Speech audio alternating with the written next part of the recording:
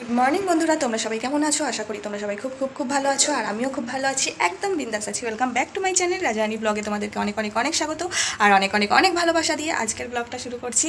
ভালো আছো ঠাম্মা? কালকে এসছি রাত্রিবেলা। হ্যাঁ হ্যাঁ হ্যাঁ, মা দোকানে গেছে। হ্যাঁ হ্যাঁ, তাহলে তো সকালে কাজ টাজ করে রুটি টুটি করে দিয়ে গেছে। ওখানে ব্লগটা শুরু করেছিলাম, বাট কথা বলতে বলতে আমার ছেলে ঘুম থেকে উঠে গেল। এই যে, তো ব্যাকগ্রাউন্ড দেখে বুঝতেই পারছো আমি সেই পুরনো জায়গায় আবার এসেছি। মানে যারা আমার পুরনো ব্লগ দেখো, ব্যাকগ্রাউন্ডটা চেনা চেনা হতে পারে তাদের কাছে। আর কারণ এটা অনেক দিন ধরেই তো আমি আসা যাওয়া করি, তখন তোমরা দেখোই। তো এটা হচ্ছে আমার বাপের বাড়ি, কিন্তু আসাটা আর তোমাদের সাথে শেয়ার করতে পারিনি কারণ প্রচণ্ড একটা বিভৎসতার মধ্যে দিয়ে এসেছি। দিনটা যে কী ছিল কালকে কি বলবো। সকালটা অন্য দিনের মতোই, সাধারণ দিনের মতোই শুরু হয়েছিল। কাজকর্ম করছিলাম, কিন্তু ব্লগ করছিলাম না কারণ অনেক কাজ ছিল। জানি ব্লগ শেয়ার করতে গেলে দেরি হয়ে যাবে, ক্যামেরা হাতে নিয়ে সমস্ত কিছু শেয়ার করা। তো সেই সমস্ত চিন্তা করেই ব্লগ শ্যুট করছিলাম না, কাজ করে যাচ্ছিলাম। করতে করতে হঠাৎ করে নিচে এসে কাচাকুচি করছিলাম, হঠাৎ করে ধুম আওয়াজ। তো ওপরে ছেলে আর বর ঘুমাচ্ছিল। ধুম আওয়াজ শুনেই বুঝতে পেরেছি কিছু একটা অঘটন ঘটে গেছে। তো হ্যাঁ, সত্যি সত্যি ওপরে গিয়ে দেখি ছেলে খাট থেকে পড়ে গেছে। পড়ে গিয়ে মাথা ফুলে খুব কান্নাকাটি করছিল। তো কিছুক্ষণ ভোলানোর পরে চুপ করে গেল। আমার ছেলে সত্যি বলতে একটু স্ট্রংই আছে, খুব প্রচণ্ড পরিমাণে দুষ্টু, কিন্তু ব্যথাবোধটা ওর একটু কম মনে হয়। ওই জন্য মানে কোথাও লাগলেও আমাকে ভালো করে খুঁজে খুঁজে দেখতে হয় যে কোথায় লেগেছে, কারণ ও খুব একটা বেশি কান্নাকাটি করে না। তো এই জন্য, তো যাই হোক, তো লাগলো, কান্নাকাটি করলো, ফুলেও গেল। আর আমাদের ওপরের ঘরের খাটটা তো প্রচণ্ড উঁচু, আর নিচে টাইলসের ফ্লোর, বুঝতেই পারছো ওখান থেকে পড়লে কীরকমভাবে লাগতে পারে। তো রাজা পাশে ঘুমাচ্ছিল। ও ছেলে কখন ঘুম থেকে উঠে যে ওইভাবে হামাগুড়ি দিতে দিতে পড়ে গেছে, ও খেয়াল করেনি। এবার যখন পড়ে গেছে তখন বুঝতে পেরেছে। তো যাই হোক, যেটা কপালে হওয়ার সেটা তো হবেই। পড়ে যাওয়ার পর মাথাটা ফুলে গেছে, আমরা তো ভীষণ ভয় পেয়ে গিয়েছিলাম। তো কি করব, করে ডাক্তারের কাছে নিয়ে গেলাম।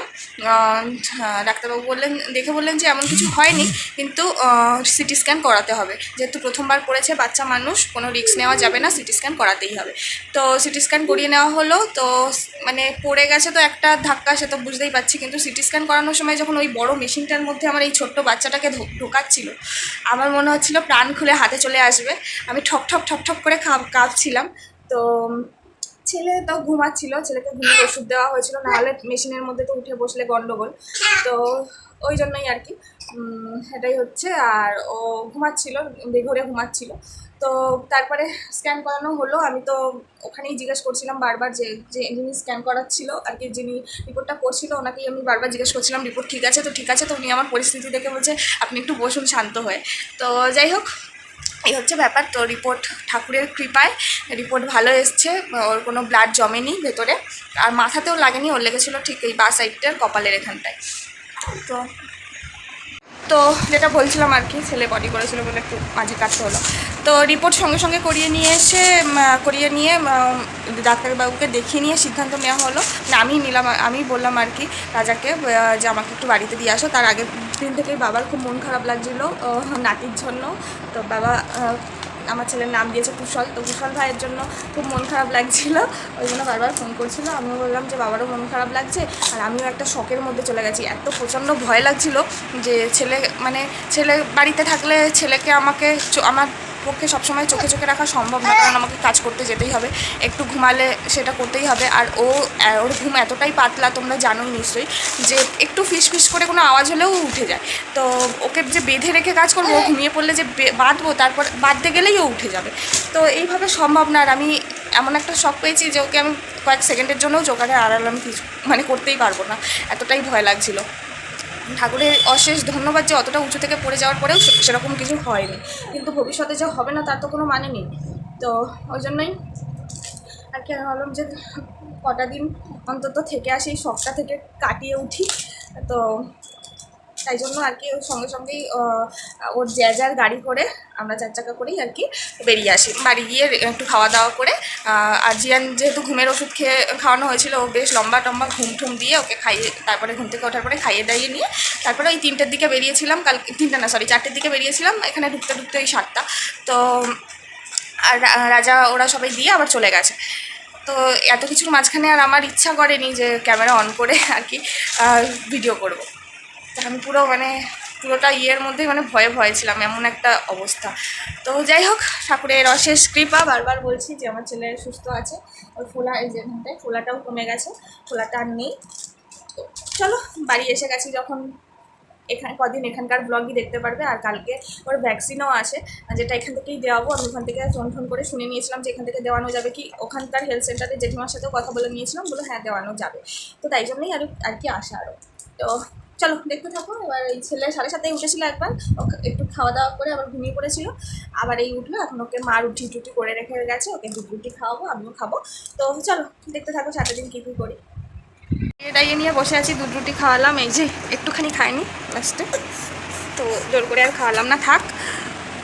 এই যে দাঁড়িয়েছে একা একা। তো নিয়ে বসে আছে। আমি 11:40 বাজে, 12টা বাজলে ওকে স্নান করিয়ে দেবো, করিয়ে ঠরিয়ে কী করবো, আর তো কোনো কাজ নেই। তো দেখতে থাকো, জিয়ান এখন খেলা করছে। তো বন্ধুরা, অনেকক্ষণ পর আবার তোমাদের সামনে এলাম। ছেলে ঘুমাচ্ছে আর আমি এখানে ভাত খাবো। মা এত ভাত দিয়েছে, এত আমি খাবো না। এখানে আছে ভাত, আর এটা হচ্ছে, দাঁড়াও দেখাচ্ছি, এটা হচ্ছে ওলের ডাঁটা কাঁঠালের দানা দিয়ে, ওলের ডাঁটা। আর এখানে আছে চিংড়ি মাছ, চিংড়ির মালাইকারি। আর এখানে আছে, এটা কি মাছ, এটা কাতলা মাছ, চিংড়ির মালাইকারি। অনেকদিন পর চিংড়ি মাছ খাবো। তোলো তোলো, চিংড়ির সাইজটা দেখো একবার। ইভিনিং বন্ধুরা, এখন সন্ধ্যা 6:30 বাজে। অনেকক্ষণ পর আবার তোমাদের সামনে এলাম। পুরো ক্লান্ত হয়ে গেছি, আর পারছি না। ছেলেটা আজকে একটুও ঘুমাচ্ছে না, সারাটাক্ষণ 5 মিনিটের জন্য চোখ বন্ধ করছে, আবার উঠে যাচ্ছে। এতটাই কষ্ট হচ্ছে ওকে নিয়ে। তো আর এখানে প্রচণ্ড মশা, আর আমার বাবা মশাকে খুব ভয় পায়, ওই জন্য সবসময় বলে মশারি টানিয়ে রাখ, মশারি টানিয়ে রাখ। তো ওই জন্য মশারি খোলা হচ্ছে না, ছেলেকে অন্তত মশারির মধ্যে রাখতে বলছে। তো যাই হোক, ছেলেটা একদম ঘুমাচ্ছে না আজকে সকাল থেকে। ওই যে সেই যে সকালবেলা উঠে গেল তোমাদের সাথে কথা বলতে বলতে, ব্যাস তারপর আর সেই ঘুমালো না। আর কি বলবো, যাই হোক, সারাটা দিন এইভাবেই কাটছে, সেইভাবে তোমাদের সাথে কিছু শেয়ার করতে পারছি না। আর ক্লান্ত হয়ে পড়ছি, একে তো গরম, তার মধ্যে কালকের এতটা জার্নি প্লাস টেনশান, আর তার মধ্যে ছেলেটা আজকে এত জ্বালাচ্ছে, একদমই ঘুমাচ্ছে না। তো যাই হোক, দেখি কখন ঘুমায়। ওকে ছাদ দিয়ে একটু ঘুরিয়ে নিয়ে এলাম, তারপর বৃষ্টি নামলো, তাই চলে এলাম নিচে। বিকালবেলা ঘুমাচ্ছে না, কি করব, ওই জন্য ছাদে ঘুরছিলাম এতক্ষণ নিয়ে। আর এই বৃষ্টি নামলো বলে নিচে চলে এলাম, নিয়ে এসে এই বসে আছি। তাও বসতেও দিচ্ছে না, এত ঘ্যান ঘ্যান ঘ্যান ঘ্যান করছে, বসতেও দিচ্ছে না, এত জ্বালাচ্ছে। তো চলো দেখতে থাকো এরপর কী কী করি। যদি পারি কিছু শেয়ার করতে, অবশ্যই শেয়ার করবো।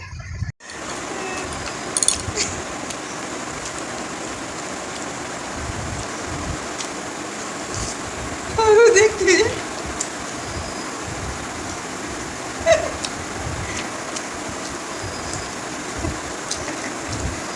না দাদা,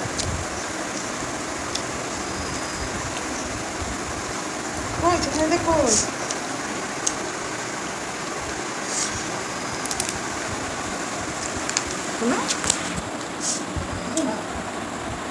আমার ভিডিও করিস না, এই অবস্থায় রয়েছি। হ্যাঁ, আমার করিস না, যেভাবে আমার ছেলে কি অবস্থায় রয়েছে, আমার মাথার অবস্থা কিরকম লাগে না। তো সন্ধ্যার পরে আর ভিডিও আসিনি, আর কি ভিডিও করিনি ক্যামেরার সামনে। এখন ভিডিওটা এন্ড করবো, 11টা বাজে। এই খাচ্ছি, মা খাইয়ে দিচ্ছে, খেতে ইচ্ছা করছে না, তাও খাইয়ে দিচ্ছে। হ্যাঁ, আমাকে আর ছেলেকে দুজনকে, ছেলের খাওয়া হয়ে গেছে অনেকক্ষণ আগেই।